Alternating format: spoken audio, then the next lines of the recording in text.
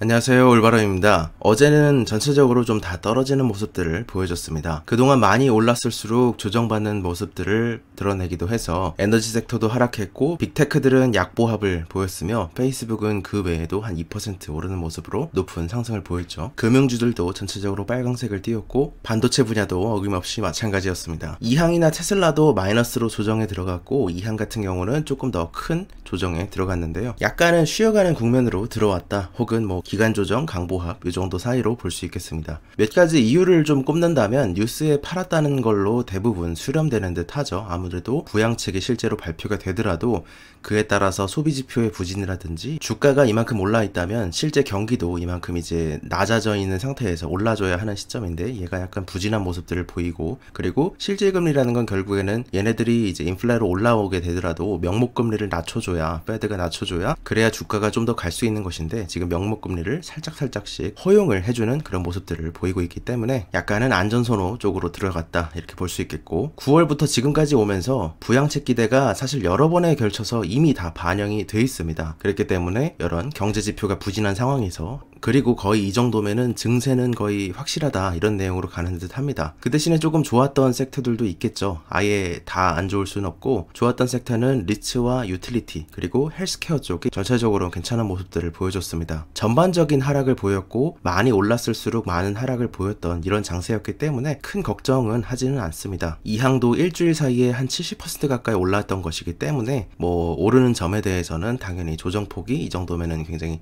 적당한 수준이라고 생각을 하고 있고, 근데 이게 이 항을 계속 들고 다녔었던 분들은 아시겠지만 원래 조정폭이 흘러내릴 때, 예를 들어서 테슬라는 흘러내릴 때 이렇게 올라가다가 떨어져 내릴 때 어느 정도 자꾸 올라가려고 하는 하방 강직성을 띠면서 어느 정도 한 5% 하락할 거면 한 2%만 하락하는 이런 모습들을 보이잖아요. 그러니까 어떤 하방 강직성을 띠고 있는 거가 있는데, 근데 이 항은 하방 경직성이라고는 기대하기가 힘든 그런 주식이었습니다. 근데 이 항을 그래서 계속 들고 다니시는 분들은 아시겠지만 원래는 계속해서 흐물흐물 흘러내렸어야 정상인데, 그런데 이번에는 $40 선에서 거의 엄청난 방어를 보여줬습니다. 이런 거는 또 처음 봤는데, 무슨 처음 보는 케이스였습니다. 사실 이 항에서는. 그래서 지금 확실히 이거에 대한 매수세가 좀 뜨거운 상태구나, 이 정도를 가늠할 수 있었고요. 그리고 테슬라 관련 소식인데, 웨드부시의 애널리스트인 댄 아이브스는 최근에 목표 가격을 기존의 $715에서 $950로 높였고, 이는 이제 스트리트 하이로서 전체 월스트리트 내에서 최고가를 써낸 것입니다. 그런데 맥락과 함께 이해를 하시는 게 좀 더 많은 도움이 되겠죠. 그렇기 때문에 이분은 워낙에 이제 최근에 2년 내로 테슬라가 $2조 갈 거다 이런 얘기를 하신 분이기도 하고, 그래서 강세론자 중에서도 강세론자인 편입니다. 예를 들어서 파이퍼 샌들러라든지 여러 강세론자들이 있는데, 그런 강세론자 중에서도 굉장히 불리시한 편이시고 항상 스트리트 하이를 쓰시는 그런 분입니다. 그래서 원래 현재 지금 시장가인 $826보다 이거보다 현재 상태로 업사이드 14.98% 더 있다고 바라보는 입장을 내비쳤고요. 그리고 예상보다 더 잘 될 경우, 그러니까 베어 케이스는 예상보다 더 안 될 경우고 불 케이스는 예상보다 더 잘 될 경우를 뜻하는 건데, 이런 불 케이스 같은 경우에는 기존에는 $715일 때는 $1000였습니다. 근데 이거를 업사이드를 더 올리면서 신규를 $1250로 불 케이스 목표가를 높였습니다. 그래서 원래는 기존 대비 업사이드가 21.04% 있던 상황에서 이제는 신규 케이스는 51.30% 더 업사이드가 있다고 바라봤습니다. 근데 약간 의외로 딜리버리 예상치 자체는 완전 불리시한 편은 아닙니다. 왜냐면 2022년에 100만 대를 달성할 거다 이런 식으로 예측을 했기 때문인데요. 이전에 같이 보셨겠지만 중국의 심천증권사에서 애널리스트가 분석했던 중국 내 자료를 보게 되면 올해에 113만 대 정도를 예상을 하고 있죠. 그리고 2022년에는 178만 대를 예상을 하고 있는 시점입니다. 그렇기 때문에 여기서 10%씩 줄인다고 하더라도 훨씬 더 2021년 기준으로도 볼 때도 대략 100만 대를 달성할 수 있겠다 이런 짐작을 대략 하고 있는 시점이기 때문에, 그래서 웨드부시의 애널리스트의 그 목표가를 설정하는데 포캐스트 했던 딜리버리 예상치 자체는 생각보다는 좀 보수적인 편이다, 아니면은 뭐 기존의 애널들은 보통 75만 대 80만 대를 예상하고 있기 때문에 이것보다는 훨씬 높은 것이지만, 커뮤니티나 테슬라를 계속해서 지켜봐 오신 분들, 아니면 뭐 유튜버 분들, 이런 분들보다는 좀 더 낮은 내용을 제기했다, 이렇게 볼 수 있겠습니다. 그리고 현재 테슬라가 직원들에게 모델 S와 X의, 그러니까 리프레시, 새로운 모델이죠, 어떻게 보면 그것을 앞두고 재고를 월말까지 청산을 좀 하게끔 알렸습니다. 이전에 12월에서 1월 초까지 약 몇 주 정도 동안 모델 S와 X의 생산을 멈춘 바 있었죠. 그래서 리프레시의 가능성에 대해서 언급됐던 이후로 지금 최근의 뉴스입니다. 다시 좀 한 두 발자국 물러나서 돌아보게 되면 11월 25일에는 이런 뉴스가 있었죠. 다음번에 유럽으로 도착하게 될 모델 S와 X에 대해서 미리 가격을 좀 높였다, 이런 내용이 있었고, 그 과정에서도 리프레시 루머가 퍼졌었습니다. 그러다가 이제 12월 12일 그 당시에 테슬라가 모델 X와 X의 그런 12월 24일부터 1월 11일까지 중단한다, 이런 뉴스가 있었죠. 때문에 지금은 이제 워낙에 모델 3와 모델 Y에 대해서 모든 자원을 집중하다 보니까 업데이트가 다소 좀 S와 X에게 늦어졌는데, 이번에 디자인을 업데이트하고 계기판도 좀 작아질 거란 얘기가 있고, 차량 내부의 소재도 좀 고급화될 거다, 그리고 디스플레이가 좀 더 바뀐다, 뭐 이런 내용이 주로 나타날 거라고 예상이 되고 있는 시점입니다. 중국 내에서 첫 번째로 중국산 모델 Y, MIC 모델 Y가 다음 주 초에 배송이 될 것 같습니다. 그동안까지 모델 3를 거의 이제 이거를 통해서 많이 발전을 해왔는데, 이제는 가장 큰 전기차 시장인 중국에서 모델 Y로서 한 번 더 큰 도약을 이룰 수 있을지가 주목되는 순간인데요. 올해 대략 이 두 대를 합쳐서 52만 대 정도를 생산할 거라고 예측이 되고 있습니다. 모델 Y는 생산을 점차 늘리기 시작해서 대략 2021년 말쯤에는 모델 S와 Y가 거의 비슷한 그 캐파 수준까지 올라오게 됩니다. 최근에 기가상하이의 드론 영상을 찍는 분이 이제 모델 Y가 수백 대가 이렇게 기가상하이가 만들어낸 거를 어떤 지정된 주차장에다가 리스해서 미리 이렇게 쌓아놓는 공간들이 있습니다. 그런 공간들 중에 하나를 찍은 것이고요. 이런 식으로 지금 수백 대의 모델 Y가 기가상하이 인근에서 보이고 있다. 이것이 이제 다음 주 초에 배송이 다 된다는 것이죠. 그리고 미국 법무부가 최근에 도요타가 미국 환경보호국인 이제 EPA, 여기에서 청정공기법 클린에어 액트에 대해서 도요타가 위반을 했다, 이것에 대해서 이제 마감을 지었습니다. 2005년부터 2015년까지 대략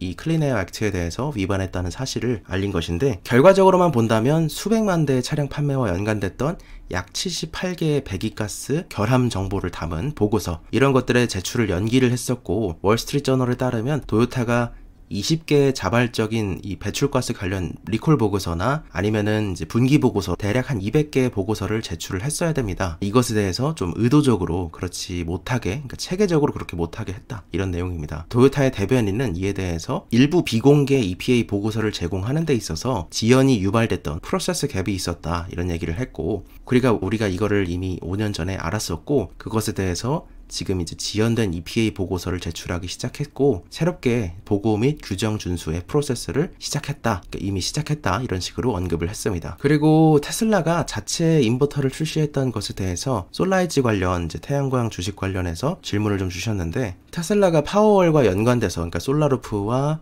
파워월 그 사이에 있는 인버터, 이런 식으로 이제 통합 솔루션을 제공하는 부분에 있어서 이게 어느 정도의 영향을 주냐, 지금 당장에 막 엄청 큰 뭐 이 정도는 아니라고 생각됩니다. 이제 조금 더 얘기를 하게 된다면, 그 이전에 사실 이 부분에 대해서 좀 솔라이지 주주분들이 다 보시길 바라고 했던 건데, 이거에 대해서 잘 안 보시는 분들도 계실 수 있고 해서 좀 더 다시 짚어본다면, 썬런과 비빈트가 합병을 했죠. 얼마 전에 썬런으로 합병이 됐는데, 그러면서 얘네가 구독제도를 도입하게 되면서 MS를 빠르게 좀 늘려가고 있습니다. 근데 물론 여기는 제가 개인적으로 좋아하는 기업은 아니라서, 왜냐면 프리캐시 플로우가 2024년까지도 계속해서 안 좋아질 예정이라서요. 사실 그런 식으로 좀 지금 너무 리스크가 크다라고 보는 입장인데, 어쨌든 테슬라의 전체의 태양광 양도 함께 봐야겠죠. 이게 지금 얼마나 됐냐, 지금 좀 더 줄어들었습니다. 사실 태양광을 깔거나 이런 제너레이터를 까는 양은 테슬라가 계속해서 좀 줄어드는 모습들을 보여주고 있습니다. 이거는 이제 앞부분은 차량을 제가 카운팅할 때 엑셀로 쓰는 거고, 그리고 이거는 이제 파워월의 배송인데,